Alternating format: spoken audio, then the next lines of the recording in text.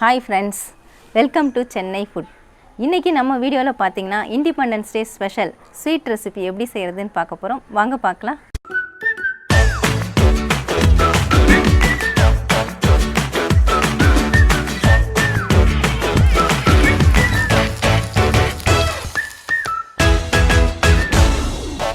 Sweet செய்யறதுக்காக நான் pan வச்சிருக்கேங்க. 1/2 cup அளவுக்கு நெய் சேர்த்துக்கலாம். 1 கப் அளவுக்கு நான் மைதா மாவு எடுத்துர்க்கேன். அது கொஞ்சம் கொஞ்சமா நெய்ல சேர்த்துட்டு நல்லா mix பண்ணிக்கலாம். 1 கப் மைதாக்கு 1/2 கப் நெய் எடுத்துக்கோங்க, கரெக்ட்டா இருக்கும்.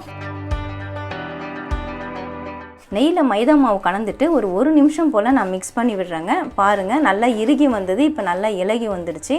இப்போ அடுப்பை ஆஃப் பண்ணிட்டு இந்த pan கீழ இறக்கிக்கலாம். இந்த ஸ்வீட் செய்யறதுக்கு நம்ம பாகு எடுக்கணுங்க. பாகு எடுக்கிறதுக்காக நான் pan வச்சிருக்கேன். pan ஹீட் ஆயிடுச்சு. 2 கப் அளவுக்கு நான் சர்க்கரை சேர்த்துக்கிறேன். 1 கப் மைதா மாவு எடுத்தோம், அதனால 2 கப் சர்க்கரை சேர்த்துக்கணும். 1 கப் அளவுக்கு தண்ணி சேர்த்துக்கலாம். சர்க்கரை நல்லா கரையணும். கரைஞ்சிட்டு கம்பி பதம் வரணும். சர்க்கரை கரைஞ்சிட்டு ஒரு 5 நிமிஷமாவே கொதிச்சிட்டு இருக்குதுங்க. இப்போ கம்பி பதம் வந்துருச்சா இல்லையான்னு நான் உங்களுக்கு எடுத்து காட்டுறேன். இந்த மாதிரி நல்லா கலந்து விட்டுடுங்க. கலந்துட்டு கையில் எடுத்து பார்க்கணும். இந்த மாதிரி கையில் எடுத்துட்டு 2 விரல்ல வச்சு எடுக்கும்போது கம்பி மாதிரி வரும்.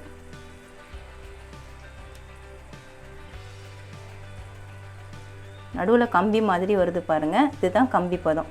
இப்போ நம்ம ரெடி பண்ணி வச்ச இந்த மைதா மாவை இதல சேர்த்து விட்டுக்கலாம். நெய்ல வறுத்து வச்ச மைதாவை இதல சேர்த்துடணும். சேர்த்துட்டு நல்லா mix பண்ணி விட்டுக்கோங்க. அடுப்பு லோ ஃப்ளேம்ல வச்சிட்டு mix பண்ணுங்க. மைதா மாவு சேர்த்துட்டு நல்லா mix பண்ணி விட்டுட்டு இருக்கங்க. பாருங்க இப்போ நல்லா mix ஆயிடுச்சு. அடுப்பு மீடியம் ஃப்ளேம்ல வச்சிட்டு mix பண்ணீங்கனா இந்த ஜீராவோட சேர்ந்து நல்லா ஒத்து போய்டும். இப்போ கொஞ்சமா ஏலக்காய் பொடி சேர்த்துக்கலாம். நான் 1/2 ஸ்பூன் அளவுக்கு ஏலக்காய் பொடி எடுத்துர்க்கேன். அதை சேர்த்து விட்டுறேன். இன்னும் கொஞ்சம் லைட்டா இறுகி வந்தா போதும். அடுப்பு மீடியம் ஃப்ளேம்ல வச்சிட்டு நான் ஒரு 5 நிமிஷமா கலந்து விட்டுட்டு இருக்கறேங்க. பாருங்க இப்போ நல்லா இறுகி வருது, நல்லா திரண்டும் வருது. இந்த மாதிரி இறுகி திரண்டு வரணும். இதுதான் பதம். நீங்க கரண்டில வச்சு சுழட்டினீங்கன்னா தெரியும், நல்லா திரண்டு வருது பாருங்க கரண்டியோட சேர்ந்து. இப்போ நாம அடுப்பை ஆஃப் பண்ணிட்டு இந்த பவுலுக்கு மாத்திக்கலாம். ரெடி பண்ண ஸ்வீட்டை நான் 3 பவுலுக்கு மாத்தி விட்டுருக்கேங்க. இதுல 2 பவுல்ல நான் கலர் போட போறேன். ஒன்னு வந்து ஆரஞ்சு கலர் நான் போட்டுக்கிறேன். இன்னொன்னு கிரீன் கலர் போட போறேன். ஆரஞ்சு கலர் சேர்த்துட்டு mix பண்ணிக்கலாம். இதே மாதிரி அந்த பவுல்லே நான் கிரீன் கலர் mix பண்ணிடுறேன். பவுல்ல mix பண்ண ஒரு கலர் மட்டும் ஆரஞ்சு கலர் நான் பிளேட்ல மாத்திட்டு லெவல் பண்ணிட்டேங்க. அடுத்ததா நம்ம ஒயிட் கலர் போட்டு நம்ம லெவல் பண்ணனும். அடுத்ததா கலர் போடாத ஒயிட் லேயரை நான் மேலே போட்டுட்டு லெவல் பண்ணிட்டேங்க. இதுக்கு மேலே நம்ம கிரீன் கலர் லேயர் போடணும். கடைசியா நான் கிரீன் கலர் லேயரும் மேலே போட்டு விட்டுட்டேங்க. மொத்தம் நம்ம 3 கலர் யூஸ் பண்ணிருக்கோம். 3 கலர் லேயர் மேலே போட்டுருக்கோம். இது நல்லா ஆறணும். ஆறுனதுக்கு அப்புறமா நம்ம கட் பண்ணிக்கலாம்.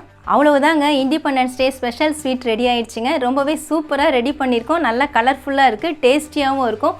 நீங்களும் இதே மாதிரி கலர்ஃபுல்லான ஸ்வீட்டை ரெடி பண்ணி கொடுத்தீங்கன்னா வீட்ல இருக்கக்கூடிய கிட்ஸ் எல்லாம் விரும்பி சாப்பிடுவாங்க. ரொம்ப டேஸ்டான இந்த ஸ்வீட்டை நீங்களும் ட்ரை பண்ணி பாருங்க. இண்டிபெண்டன்ஸ் டே ஸ்பெஷல் ஸ்வீட் எப்படி செய்யறதுன்னு பார்த்துருப்பீங்க. உங்களுக்கு பிடிச்சிருந்தா கண்டிப்பாக ட்ரை பண்ணி பாருங்கள். உங்களுக்கு இந்த வீடியோ பிடிச்சிருந்தா லைக் பண்ணுங்கள், ஷேர் பண்ணுங்கள், சப்ஸ்கிரைப் பண்ணுங்கள். பக்கத்தில் இருக்க பெல் ஐக்கானை கிளிக் பண்ணிக்கோங்க. அதில் ஆல்னு ஒரு ஆப்ஷன் காட்டும், அதையும் கிளிக் பண்ணிக்கோங்க. நன்றி, வணக்கம்.